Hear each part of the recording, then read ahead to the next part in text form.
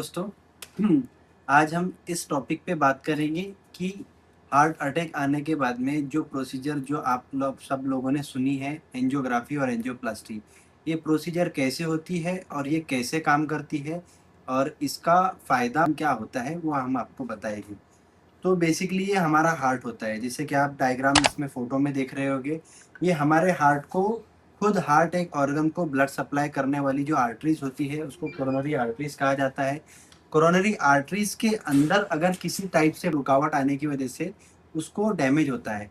अब for example यहाँ पे जैसे कि मैं आप मार्किंग देख रहे होंगे, ये कोरोनरी आर्टरीज़ है। जो रेड कलर की जो मार्किंग दिख रही है ना, ये कोरोनरी आर्टरीज़ है।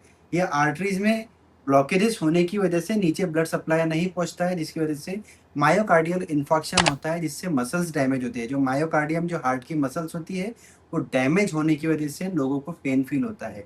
अब इस डैमेज होने की वजह से हार्ट की पंपिंग एक्शन जो होता है वो कम हो जाता है। जो हार्ट का नॉर्मल पंपिंग एक्शन होता है वो कम होने की वजह से पेशेंट्स को बहुत सारे प्रॉब्लम्स होती है और हार्ट डैमेज होने की वजह से हार्ट बंद भी पड़ सकता है। अब ऐसी सिचुएशन में हमको ये देखना होता है कि ये ब्लॉकेजेस अभी फॉर्म हो रहा है या प्रीवियसली काफ़ी समय से जो फॉर्म हो रहा है, वो हम ईसीजीज, 2D इको और ब्लड इन्वेस्टिगेशन करने के बाद में हम पेशेंट से कोरिलेट करके वो बताया जाता है कि ये ब्लॉकेजेस अभी क्रिएट हो रहा है या बहुत टाइम से क्रिएट हो रहा है। अब ऐसी सिचुएशन में एक डिसीजन होता है कोरोनरी एंजियोग्राफी।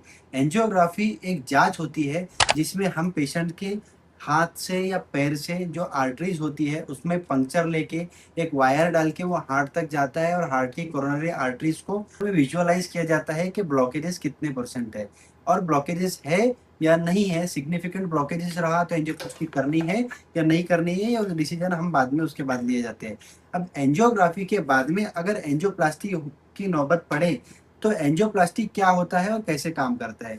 बेसिकली एंजियोप्लास्टी एक प्रोसीजर है जिसमें उसी वायर के थ्रू हम हार्ट तक जाते हैं और हार्ट में जाने के बाद हार्ट के जो ब्लॉकेजेस होते हैं उसकी जो वेसल्स का डायमीटर कैलकुलेट करके उस डायमीटर के अकॉर्डिंग हमको उसके अंदर में बलून डाल के वो वेसल्स को फुलाना होता है ताकि वो वेसल्स को ओपन करे, या उसी जगह पे स्टेंट डालना होता है।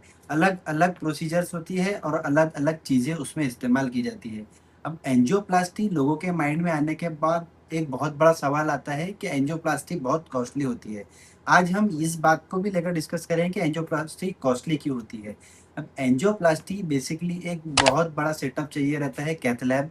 कैथ लैब के साथ-साथ जब एंजियोप्लास्टी करने जाते हैं तो कार्डियोलॉजिस्ट को जो इस्तेमाल करने वाली जो चीज़ें होती है वो बहुत ज़्यादा कॉस्टली होती है, इसलिए एंजियोप्लास्टी का कॉस्ट बहुत ज़्यादा होता है। इसमें सबसे पहले पंक्चर लेने के लिए नीडल, कैथेटर, वायर, कभी-कभी क्लॉट निकालने के लिए थ्रॉम्बस्टर यूज़ होता है जो भी कॉस्ट करता है। बलून यूज़ होती है, कभी-कभी ड्रग इल्यूटिंग बलून, ऐसे बलून को यूज़ किया जाता है जिससे वहाँ पे मेडिकेशन छोड़ी जाती है ताकि वो ब्लॉकेजेस को धीरे-धीरे बनने ना दे। स्टेंट यूज़ होते हैं, अलग-अलग वैरायटी के स्टेंट होते हैं, स्टेंट की साइज़ होती है। कभी-कभी ऐसी सिचुएशन हो जाती है कि हमको इंट्रावास्कुलर अल्ट्रासोनोग्राफी एक मशीन होती है, उसको यूज़ करना होता है ताकि एक वायर के थ्रू हम सोनोग्राफी कर सकें। कोरोनरी आर्टरीज़ की सोनोग्राफी करने वाली जो मशीन होती है उसकी कॉस्टिंग अलग हो जाती है। ये सब मॉडिफ़िकेशन की वजह से हमारे पेशेंट की एंजियोप्लास्टी के लिए कॉस्ट ज़्यादा हो जाती है। अब ये सब चीज़ें होती ही कॉस्टली है, इसलिए पेशेंट को बर्डन पड़ता है कि एंजियोप्लास्टी बहुत महँगी होती है। लेकिन एंजियोप्लास्टी एक ऐसी प्रोसीजर है जिसके बाद कोरोनरीज़ अच्छी तरह से ओपन होने के बाद पेशेंट्स की कार्डियक एक्टिविटी इम्प्रूव हो जाती है। तो एंजियोप्लास्टी, भले ही आपके बैक ऑफ माइंड में ये सवाल आता होगा कि एंजियोप्लास्टी बहुत महँगी चीज़ है, लेकिन इसकी वजह से पेशेंट की जान बच सकती है।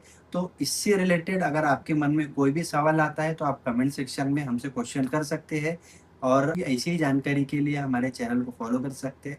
Thank you.